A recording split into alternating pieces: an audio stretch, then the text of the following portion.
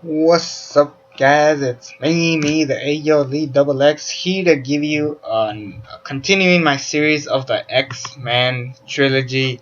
Now we kick off with one of the worst fucking movies I have ever seen. Before I say that, I am sorry that I have been lacking with this YouTube channel. Um, I've been busy because you guys want wrestling, and then you guys ignore the movie reviews, especially when it comes to retro movie reviews. And it kind of hurts me. But if you guys are watching this, please know that I do tend to keep everybody happy. Sadly, this review I'm doing is not gonna make me happy because oh shit, we needed Bryan Singer for this movie. Instead, he's out doing fucking Superman Returns, which wasn't even passable. Um, really, um, Brett Ratner did not know how to do this correctly. Obviously, the X-Men weren't being built right. This came out in 2006, correct? Yep. Um, yeah, fucking movie is just bad. And this movie had a lot of potential considering how we ended X2 X-Men United with Phoenix, the Phoenix logo arriving in the water, and it's showing you that we're up to some good stuff next. But then Bryan Singer, of course, left to see Superman Returns.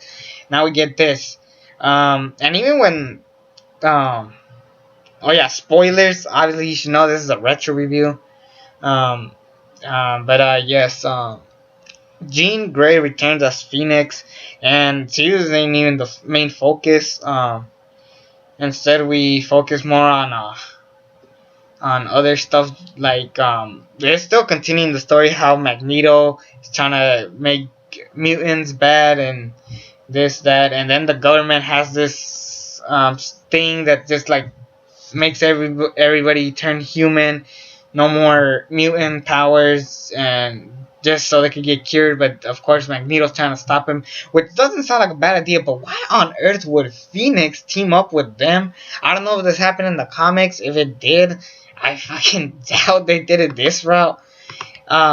Definitely didn't know what to happen. And again, this is a time where Hugh Jackman pissed me off being Wolverine because again this movie focused a lot on him instead of focusing on what other stuff that should happen. And then we also get a triangle, love triangle between Iceman, Rogue, and Kitty Pryde, played by Ellen Page, the girl from Juno. Really, it was just kind of dumb, and it was just which led to Rogue getting the cure just so she could be able to feel people, because if she touched someone, she dies, people die, or they get like infected. But she could also take your powers. And this is the only movie of the trilogy where we focus a lot less on Rogue, and this is one of the more popular characters because in the first X-Men, we reveal how she got the white hair. In the second one, she's kind of like the back character, but she's also a main character for the X-Men. And this one, she just gave up and just dropped. So that's as much as I'll say with that story. Then also we also kick off with Magneto and Professor X meeting Jean Grey for the first time, which also makes, now that you think about it, this movie is a lot worse now that X-Men Apocalypse came out. Now it just makes no sense that they got Jean Grey, and now Professor X still looked old and Magneto still looked old. They couldn't get Michael Fassbender yet because at the time we didn't know about First Class. But I mean that scene itself didn't need to happen, and especially another one that also happened when we get the story of Angel. Yes, Angel. I don't know. I forgot who played him. Hold on, give me little bit a minute. Because as you should know, I don't give a crap about Archangel. Never liked him.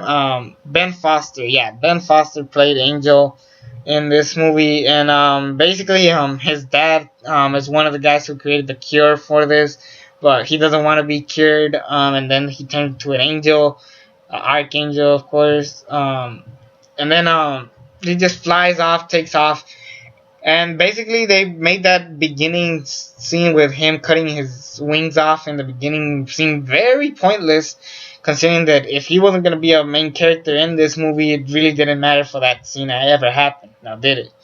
So yeah, that happened, and so there we go. 2 cons already with this movie.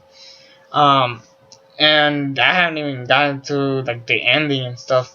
But also we got Jean Grey, who again arrives. The first person she bumps into is Cyclops, of course, because it's her boyfriend, and then again another love triangle. But this one it destroys because Cyclops takes his sunglasses for the first time in front of people, and because of that, she hold on, I'm getting some emails and shit. Hold on, get some stuff out the way. I'm sorry, guys, but yeah, they weren't really trying here. They basically focused on the Cyclops. He takes his glasses, he kisses Jean Grey, and of course that's the last time we see Cyclops. Then of course Wolverine finds Jean. Well, both him and Storm. Let's talk about Storm for a minute. I'm going back and forth with this movie, but that's how I am. Yeah, let me just hold on. Fuck is wrong with this thing? I just skipped that. Anyway, let's just finish this review. Storm comes and basically Professor X tells her that you're gonna run this once I die, which of course he dies. But yeah, Storm now is the new leader of the X-Men. But they find Jean, they try to cure her, and Wolverine tries to fuck her. I'm not joking, that does happen. We missed out on some good action, people. Nope, we did not. And anyways, Jean escapes, joins Magneto. It's kind of weird. She'll destroy Cyclops, her boyfriend, but team up with Magneto. That makes no fucking sense. Another thing that makes no sense. But Magneto and his team are in the bushes and shit, which makes even less sense for many reasons. This movie just fucking fails so many ways, forms. And overall, this is just a fucking dumbass movie. And then eventually we get the big fight at the end with the both sides fighting, and then but I'm just moving back and forth with this thing, and I'm sorry that I'm doing that, but I'm being legit. Sorry, I'm just fixing this because I just uploaded the Royal Rumble video. And anyways, fucking shit, where do I leave out? So before the big fight, we get new characters. Jones, who's this guy that turns to many people. Quentin, I'm not. Alright, I don't know the name of this guy, but this is what it says. Quentin Queer. I don't know if that's his actual name or what the fuck they did with his name. But yeah, he was pointless. Yeah, a bunch of new villains that they brought were pointless. Oh, did I mention Mystique is done with this movie? They do the thing with her and then it just disappears. Honestly, that was just fucking dumb. Mystique is so great as Mystique. I think Rebecca Ramage is a better Mystique than Jennifer Lawrence. I'm being dead honest right now. And they got rid of her also. That's another problem. Then, like I said, Jean. I didn't mind Wolverine killing Jean. He had to do it. That was actually fine. I was fine with that. I could live with that. But just a bunch of deaths that were kind of pointless. And apparently there was an end credit scene where Professor X goes into his brother's body, I guess, and he doesn't die actually. So that was kind of odd to see, but guess it worked because we eventually get Days of Future Past, which I'll get to my review in April. So yeah, that happens also. So yeah, I didn't mind the death of Jean Grey. It made sense. She had to die. Um, but she didn't relive. I feel like if she was gonna die, they would have made it. They would have had that sense that she was gonna relive. And also another part that was kind of weird. I'll get to the ending when I get to the ending. But what other stuff I want to talk about? Beast was alright for the character that he was. There's this boy that I guess takes your powers, and they were trying to kill him and shit. And Kitty goes to try to save the kid, and Juggernaut's chasing her. And I get the best line of the movie. I'm Juggernaut, bitch. My favorite line of the whole movie. Couple scenes that was good. Another pro I'll give it was the Iceman and Pyro scene. That's another great scene that I love. Um, what else was good? I guess not a lot of good. I gotta be honest. Like I said, the action was fine for what it was. I still feel like Colossus is too goddamn small, but next month we'll get a big Colossus when we watch Deadpool. Um, yeah, I mean, the good stuff helped out a little bit, especially at the beginning with the fight. With I think they fought like a big ass robot. I think there was supposed to be a Sentinel, I guess, but I don't know if that's true. But yeah, there's a couple good stuff, but not a lot. There's a lot of cons to this movie and a bunch of shit. Maybe I don't hate it as much as I do now that we got X-Men Days of Future Past. But can you imagine how good Bryan Singer could have done this movie? Fuck it, we definitely need Bryan Singer for this movie.